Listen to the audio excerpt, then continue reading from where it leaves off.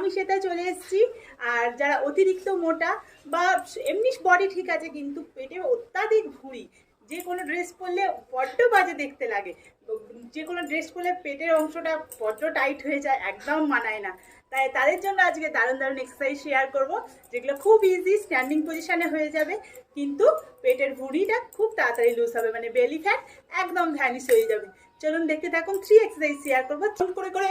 1 2 3 4, যতটা পারবেন লেগটাকে আপ করবেন, এতে বেলিতে প্রেশার পড়বে আর হ্যান্ডেও প্রেশার পড়বে।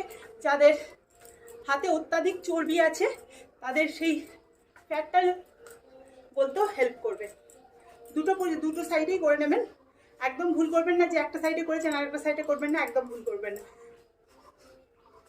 প্রথমে একটু প্রবলেম হবে, পাটা যতটা পারবেন আপ করবেন,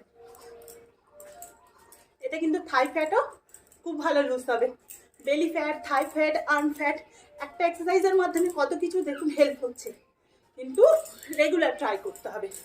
নাম্বার 2,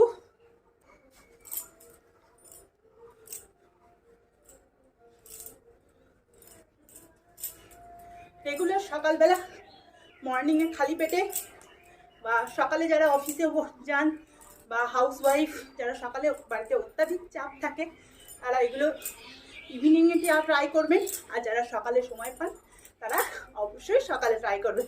আর যখন ট্রাই করবেন তখন কিন্তু অবশ্যই একদম খালি পেটে, মানে ভরা পেটে একদম এগুলো ট্রাই করবেন না। আমি কিন্তু প্রত্যেকটা এক্সারসাইজ করে খুব ভালো রেজাল্ট পেয়েছি, তাই বলতে পারেন আপনাদেরও বন্ধু হিসাবে টিপস দিচ্ছি, যাদের দরকার আছে তাই ট্রাই করবেন। নাম্বার 3, প্রথম হয়তো একটু কষ্ট হবে, হাত পায়ে ব্যথা হবে, তাহলে বুঝতে পারবেন যে আমার এই এক্সারসাইজগুলো করে কিছু রেজাল্ট হচ্ছে। যখন ভাববেন শরীরে ব্যথা পাচ্ছেন তখনই ভাববেন হ্যাঁ কিছু রেজাল্ট আসছে। আর প্রথমে 50 টাইম করে করবেন, তারপরে আস্তে আস্তে কাউন্টটাকে বাড়িয়ে দেবেন। হ্যাঁ, একদিনেই হয়তো রেজাল্ট দেখতে পাবেন না, কন্টিনিউ 6-7 মাস 1 বছর করলে তবে কিন্তু রেজাল্ট পাবেন। ইয়োগা বা এক্সারসাইজ কিন্তু ম্যাজিক নয় যে আমি আজকে করলাম কালকেই আমি একদম স্লিম হয়ে গেলাম, ফিট হয়ে গেলাম, সেটা কিন্তু একদম নয়। আমি কিন্তু কন্টিনিউ 2 বছর ধরে করছি, তারপরে বলতে গেলে আমার ওয়েটটা 96 থেকে এখন 65-এ আনতে পেরেছি। এখনও ট্রাই করে যাচ্ছি, দেখা যাক কতদূর কী করতে পারি। 3টে এক্সারসাইজ শেয়ার করলাম। আর